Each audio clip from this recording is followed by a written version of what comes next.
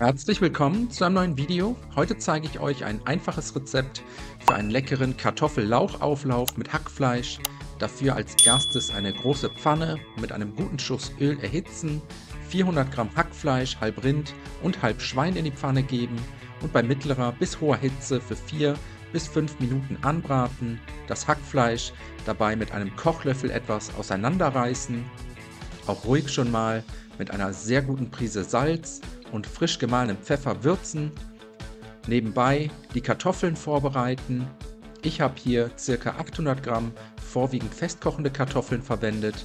Die Kartoffeln zunächst schälen und dann in kleine Würfel bzw. Stücke oder dünne Scheiben schneiden.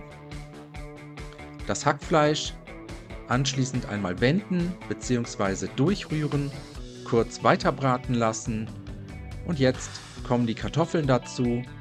Außerdem eine sehr gute Prise Salz, einen kleinen Schuss Wasser dazu gießen, ca. 100 Milliliter, die Kartoffeln etwas in der Pfanne verteilen und dann mit geschlossenem Deckel bei mittlerer Hitze ca. 5 bis 6 Minuten vorkochen.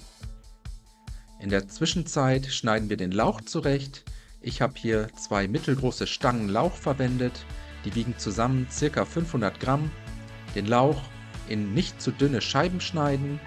Und wenn das erledigt ist, für die Soße je einen gehäuften Teelöffel Speisestärke, Knoblauchpulver, Zwiebelpulver und süßes Paprikapulver in einen Mixbecher geben, 500 Milliliter kalte Milch dazu gießen, alles einmal gut miteinander verrühren und dann sind wir damit fertig. Den Deckel nach 5 bis 6 Minuten Garzeit einmal abnehmen.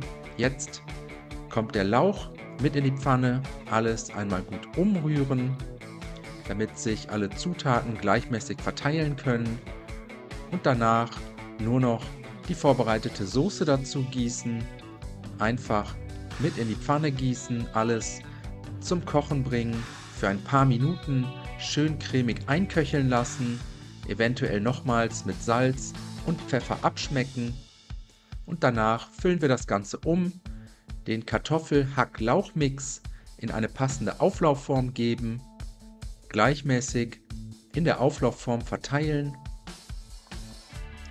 Zum Schluss streue ich noch etwas geriebenen Käse drüber, ca. 150 Gramm geriebenen Gouda oder Mozzarella. Hier könnt ihr nehmen, was immer ihr da habt oder am liebsten mögt.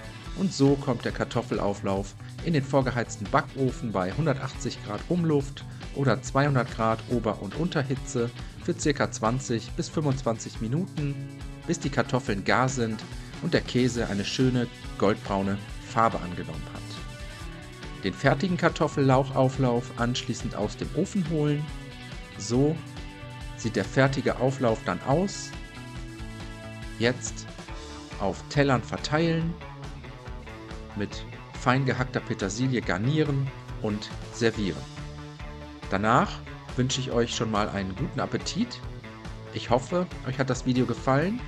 Viel Spaß beim Nachkochen. Bis zum nächsten Mal.